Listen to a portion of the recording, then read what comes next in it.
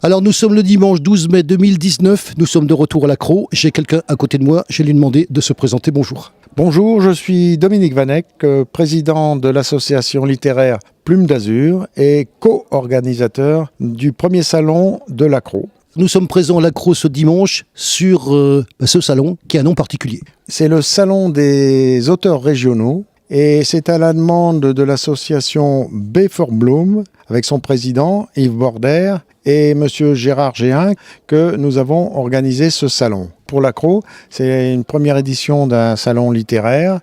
Nous espérons que ce ne sera pas la dernière. Qu'est-ce qu'on peut dire sur les auteurs présents? On vient sur cette première édition, on découvre des gens qui sont là, qui viennent d'ailleurs d'autres associations d'écrivains que la vôtre. On va parler de Bandol aussi. Oui, bien sûr, parce que maintenant, l'association Plume d'Azur travaille en étroite collaboration avec le Cercle des auteurs bandolais, mais aussi avec des mots et des livres de Céreste et des passeurs de livres de Grasse. Nous coordonnons nos efforts pour pouvoir organiser des salons et avoir le maximum d'auteurs. Pour le salon de l'Accro, nous avons réuni 60 auteurs régionaux. Qui viennent d'où? Essentiellement du Var, mais aussi des Alpes-Maritimes et des Bouches-du-Rhône. Ces auteurs sont soit des nouveaux avec leur premier livre, ou soit des auteurs qui ont, je dirais, un peu plus de bouteilles, qui ont peut-être 20 ans ou 30 ans d'édition, et qui viennent présenter toujours avec le même enthousiasme leur dernière comparution. On en parlait il y a quelques instants avec Hervé Cilia, il y a aussi des gens de l'Accro. Absolument, il y a quelques auteurs de l'Accro. Chaque ville, en général, a 1, 2, 3 auteurs. L'intérêt de ces associations, l'intérêt de ces salons, c'est de les faire connaître. Vous ne pouvez pas décrocher le prix Goncourt avec votre premier roman, c'est même mission impossible. Et ces salons permettent justement de faire connaître ces jeunes auteurs, tout en faisant connaître aussi les anciens auteurs avec leurs anciens livres. Au niveau des auteurs régionaux, justement, il y a plein de salons ici, locaux. Donc on arrive à créer un panel de lecteurs à travers ces salons. Effectivement, avec l'association de ces 4 associations littéraires, on commence à avoir une belle couverture de la région. À savoir, on pourra faire des salons à Saint-Cyr, Bandol, Sanary, Soliespont, l'Accro, Bormes, les Mimosas, le Rouret, Bagnols en forêt, et d'autres salons en perspective. Et nous sommes en discussion avec différentes municipalités pour continuer à faire ce genre de manifestation. Il y a une manifestation à Céreste. Alors Céreste, là, c'est des mots et des livres de Céreste. On rappelle le nom parce que je crois que je l'ai interviewé au téléphone. Oui, c'est Marie-Blanche Cordoue. Et Marie-Blanche Cordoue s'occupe du salon de Céreste. Elle s'occupe aussi du salon qui s'est déroulé tout dernièrement au Castellet. Alors au niveau de l'Accro, puisque nous sommes à l'Accro, comment s'est passée l'organisation de ce salon, de cette première édition, les cheminements et le temps que ça a mis? C'est simplement, en ce qui me concerne, Gérard Géhin qui fait partie de notre association et qui fait partie aussi de l'association B for Bloom de l'Accro, qui m'a appelé en disant tiens, on ferait bien un salon à l'Accro, est-ce qu'on pourrait avoir des auteurs? Je dis ça, c'est pas un problème, puisqu'avec le réseau que nous avons, on peut fournir 40, 50 auteurs.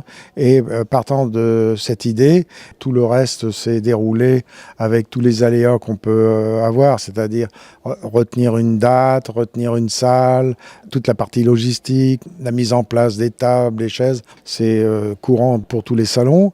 Le salon s'est déroulé tout à fait normalement, avec la collaboration, bien sûr, de la municipalité de l'Accro.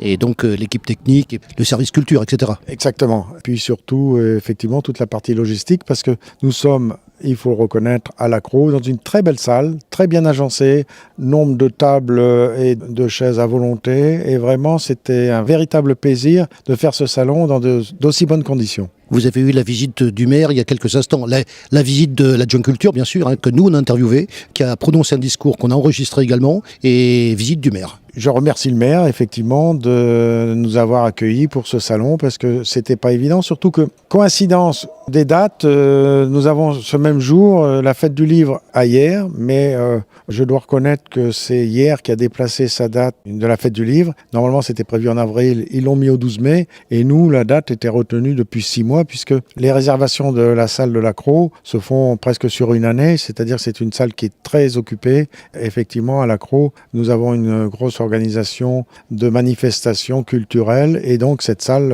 est à plein rendement et sert pratiquement toutes les semaines. Eh ben, on y est assez souvent pour pouvoir en témoigner. C'est d'ailleurs là où on a vu pour la première fois Monsieur Border et son association pour un salon des armes. On était présents, on a fait sa connaissance, la connaissance également de son adjoint communication qui actuellement ne peut pas s'exprimer parce qu'il a une pharyngite, figurez-vous. Voilà, on va dire les choses. En principe, c'est lui qui aurait dû être au micro pour la deuxième fois et c'est vous qui le remplacez à pied levé, si je puis dire, mais avec bien sûr, puisqu'on se connaît depuis déjà un petit moment, depuis 2015, on vous suit, bien sûr, on connaît cette association même d'un petit peu avant et bien sûr, on a le plaisir de vous voir aujourd'hui, vous, Plume d'Azur, et puis bien sûr un bonjour à mon ami Christian Delot qui représente les écrivains de Bandol, qui nous a reçus d'ailleurs sur une manifestation du salon policier. On se souvient encore de la manière dont on a été reçus, voilà, j'ai pas oublié, et ça je tiens quand même à en porter témoignage. Donc on a finalement vu en se déplaçant aujourd'hui, on a vu beaucoup de monde, à la fois parmi les écrivains qu'on a l'habitude de connaître, au niveau des organisateurs, c'est-à-dire le vrai organisateur, vous, Bandol, à l'arrivée, il y a pas mal de monde. Et puis surtout, je voudrais insister sur ce genre de salon qui permet de connaître des auteurs qui sont ce que j'appellerais des auteurs de niche et qui n'auront certainement pas un grand succès populaire, encore que une auteure de livre a sorti Le charme discret de l'intestin et elle a fait un carton. Vous savez, les niches, il y a des fois, se transforment en building énorme. Ces salons qui permettent à tous ces auteurs d'avoir le pied à l'étrier et de commencer à se faire connaître. Alors on a évoqué, parce que c'est quelque chose que je connais bien, pour une ville comme La Crau, le fait d'organiser un premier salon littéraire. Encore faut-il pénétrer ce genre de salon, vous savez qu'on a l'habitude de le faire, et donc de décrire un petit peu ce qui se passe à l'intérieur et de voir que à travers notamment une association comme la vôtre, Plume d'Azur, vous connaissez. C'est-à-dire que vous avez l'habitude, vous avez également des manifestations annuelles propres à l'association, et puis vous avez aussi, parce que ça c'est important, c'est-à-dire que vous êtes sur un salon, vous serez également sur un autre. C'est-à-dire que vous avez justement l'habitude des salons de vous voir entre vous, entre écrivains, bien sûr entre organisateurs. Et ça, je pense qu'il faudrait quand même en parler. Parce que ça, c'est important. Quand vous dites, tiens, pour une première édition, il faut trouver du monde, c'est aussi parce qu'il y a tout ce petit monde derrière qui se connaît, qui se côtoie et qui fait ce relationnel. Absolument. Et ça, c'est effectivement intéressant, c'est que à force de faire des salons, beaucoup d'auteurs, tous les auteurs ne viennent pas, parce qu'il faut voir que l'association Plume d'Azur, c'est 95 auteurs. À chaque salon, il n'y a pas 95 personnes qui viennent, mais en général, à peu près la moitié, entre 40 et 50. Et ces auteurs, à force de se côtoyer, finissent par se connaître et surtout commencent à former une grande famille. Ils sont contents de se retrouver, de discuter entre eux. Et de ce côté-là, c'est très convivial. Ça reprend exactement le terme d'association, c'est-à-dire qu'ils sont ensemble, ils aiment se retrouver. Je vais quand même reposer, parce que des fois on pose des questions et on les repose sur un interview après. Vous allez comprendre pourquoi. Et moi c'est important, puisque ça fait partie également de... vous avez toujours des nouveaux, parce que vous êtes une association, vous recherchez des nouveaux adhérents. Forcément, il y a un moment, vous allez avoir un nouvel adhérent que vous allez accueillir. Absolument. Et comment ça se passe, l'accueil d'un nouvel adhérent ? Eh bien, c'est très facile. En général, quand on a des nouveaux adhérents, c'est que cette personne a entendu parler de notre association par une personne qui y est, en disant, tiens, regarde, cette association, c'est sympa. En plus, on t'offre des tas de facilités, et notamment avec un site où tu pourras mettre tes œuvres, tu pourras mettre ta bio, moyennant une modeste contribution annuelle. Ces gens-là s'inscrivent. Et à partir du moment où ils sont inscrits, c'est notre trésorière qui se charge de les diriger vers les différents services. Tout dernièrement, le dernier inscrit, justement, qui était à La Crau, me disait, on n'arrive pas à trouver où sont les salons. C'est notre job, justement, c'est de se renseigner et de vous informer de tous les salons existants. Et je rajoute, bien sûr, faites des efforts dans le 83, puisque vous savez qu'on fait la promotion quand on a la formation, bien sûr. On fait la promotion des salons quand on reçoit les affiches, ce qui a été le cas d'ailleurs, puisque je crois que c'est vous-même qui m'avez envoyé l'affiche de ce salon. D'où l'intérêt d'avoir cette information, de la faire connaître à notre public, qui nous suit assez nombreux d'ailleurs, et que je remercie au passage, et qui fait que on est nous présents, puisque je crois qu'il y a, on va le dire, on a listé, en ce moment on fait fort au niveau des listages de manifestations. On va en profiter pour faire cette parenthèse. Au niveau de Faites Efforts dans le 83, nous avons listé 13 manifestations samedi, et on a listé, je parle sur l'ensemble du département du Var, on a listé 22 manifestations pour ce dimanche 12 mai 2019. Effectivement, c'est beaucoup. Alors au niveau de la ville de Lacros, bien sûr, on reste attentif aux prochaines manifestations qui auront lieu ici dans cette salle, dans l'espace culturel maurique dans lequel on est actuellement. On profite pour vous demander, puisque vous êtes là sur cette manifestation, le prochain salon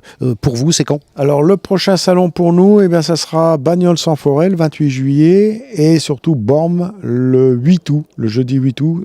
Ce seront 2 nocturnes. Dernière question, puisque je rappelle, nous sommes à Lacros, on parle bien évidemment de Lacros, on parle des conditions de cette salle, de la manière dont ont été accueillies toutes les personnes ce matin par l'association dont on a dit le nom, puisque c'est quand même eux qui sont à la base de l'organisation, l'association B4 Bloom et son président Yves Border. Qui vous ont accueilli ce matin. Comment s'est passé l'accueil pour vous-même et pour tous les écrivains présents à ce salon? Je connais la réponse, mais je veux vous l'entendre dire. Je crois qu'on peut leur décerner une note de 20 sur 20. Moi, je les connais, je vous le dis, à travers la manifestation donc, du Salon des Armes. J'ai eu plaisir, bien sûr, à les revoir, ils le savent. Comment ça se passe avec eux en règle générale? De toute façon, on a travaillé ensemble, c'est-à-dire on a fait des réunions auparavant. Et hier matin, je suis venu prêter main forte pour organiser la disposition des tables, tout ça. Et donc, je dois reconnaître que M. Yves Border, de ce côté-là, a fait preuve d'un dynamisme exceptionnel et il a vraiment un grand sens de l'organisation.